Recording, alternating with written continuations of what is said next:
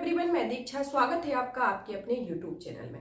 आज की इस वीडियो में जानेंगे आर्टिकल 142 के संदर्भ में, साथ ही साथ जानेंगे कि यूपीएससी में किस तरीके का क्वेश्चन पूछा गया है और ये जानेंगे कि अभी वर्तमान में किस तरीके से ये चर्चा का विषय बना हुआ है और आर्टिकल 142 का कहाँ कब प्रयोग किया गया, इन सब के बारे में विस्तृत में परिचर्चा करेंगे।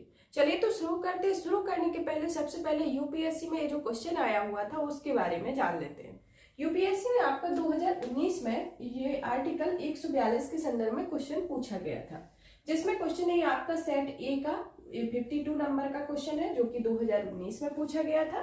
क्वेश्चन आता है कि भारत के संविधान के संदर्भ में सामान्य विधियों में अंतर्विष्ट, प्रतिषेध अथवा निर्बंधन अथवा उपबंध अनुच्छेद 142 के अधीन संवैधानिक शक्तियों और प्रतिषेध अथवा निर्बंधन की तरह कार्य नहीं कर सकते हैं, तो निम्नलिखित में से कौन सा एक इसका अर्थ होगा।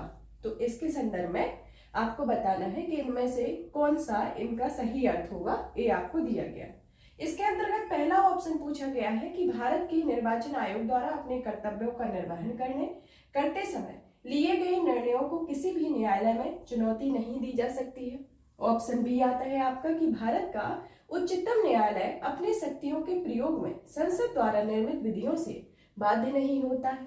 ऑप्शन सी आता है आपका कि देश में गंभीर वित्तीय संकट की स्थिति में भारत का राष्ट्रपति मंत्रिमंडल के परामर्श के बिना वित्तीय आपात घोषित कर सकता है।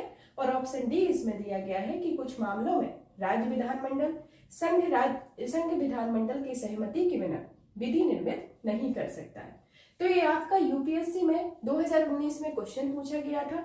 उसके संदर्भ में आपके 4 ऑप्शन दिए गए हैं, इनमें से आपको बताना है कि आपका उत्तर कौन है। इसका उत्तर हम जब हमारी क्लास फिनिश हो जाएगी तब बताएंगे। तब तक आप कमेंट्स बॉक्स में उत्तर दीजिए कि इसका कौन सा उत्तर होगा। तो ये आपका क्वेश्चन यूपीएससी में पूछा गया है। तो इसी के संदर्भ में जानते हैं कि आखिर आर्टिकल 142 है क्या, क्योंकि इससे रिलेटेड अभी चर्चा का विषय रहा है कि चंडीगढ़ में जो मेयर का चुनाव हुआ था उसके संदर्भ में एक बदलाव हुआ है, उसके संदर्भ में ये चर्चा का विषय बना हुआ है। तो 142 आर्टिकल के संदर्भ में जानते हैं, क्योंकि ऑलरेडी आपका 2019 में पूछा गया है, तो इससे क्वेश्चन आने की पॉसिबिलिटी ज्यादा बनती है। चलिए तो आर्टिकल 142 के संदर्भ में जानते हैं कि आर्टिकल 142 कहता क्या है, जो कि सर्वोच्च न्यायालय की विवेकाधीन शक्तियों के अंतर्गत आता है। 142 अनुच्छेद कहता है कि उच्चतम न्यायालय की डिक्रियों और आदेशों का प्रवर्तन और प्रकटीकरण आदि के बारे में यह आर्टिकल कहता है, जिसके अंतर्गत ये आदेश देता है। पहला 142 का क्लॉज पहला कहता है कि उच्चतम न्यायालय अपनी अधिकारिता का प्रयोग करते हुए ऐसी डिक्री पारित कर सकता है जो उसके समक्ष लंबित किसी वाद या विषय में पूर्ण न्याय करने के लिए आवश्यक हो।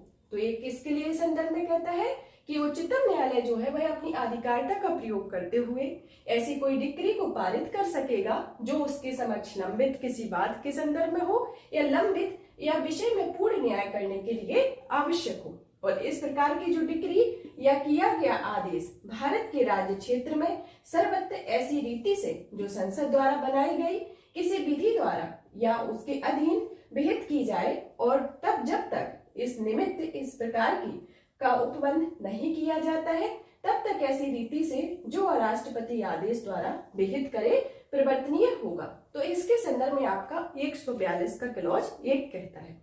चलिए तो जान लेते हैं कि 142 का क्लॉज दूसरा क्या कहता है कि संसद द्वारा निर्मित बनाई गई विधि, मतलब बनाई गई किसी विधि के उपबंधों के अधीन रहते हुए, मतलब जो संसद के द्वारा विधि बनाई गई है उसके उपबंधों के अधीन रहते हुए उच्चतम न्यायालय को भारत को संपूर्ण राज्य क्षेत्र, मतलब कि संपूर्ण राज्य क्षेत्र के बारे में किसी व्यक्ति को हाजिर कराने के और किसी दस्तावेजों के प्रकटीकरण या पेश कराने के अथवा अपने किसी अवमान का अन्वेषण करने या दंड देने के प्रयोजन के लिए कोई आदेश करने की समस्त और प्रत्येक शक्ति होगी। तो यह इसके सर्वोच्च न्यायालय के विवेकाधीन शक्तियों के अंतर्गत आता है, जो कि अनुच्छेद 1 के अंतर्गत है, मतलब क्लॉज 1 में कहा गया है। और इसी तरीके से आपके क्लॉज 2 के अंतर्गत इनकी शक्तियों का विस्तार किया गया। चलिए तो अनुच्छेद 142 का भी हाल ही में तो चंडीगढ़ मेयर का जो चुनाव हुआ है उसमें बदलाव और आप कांग्रेस गठबंधन के उम्मीदवार जो कुलदीप कुमार विजेता घोषित किए गए हैं उनके संदर्भ में चर्चा में रहा।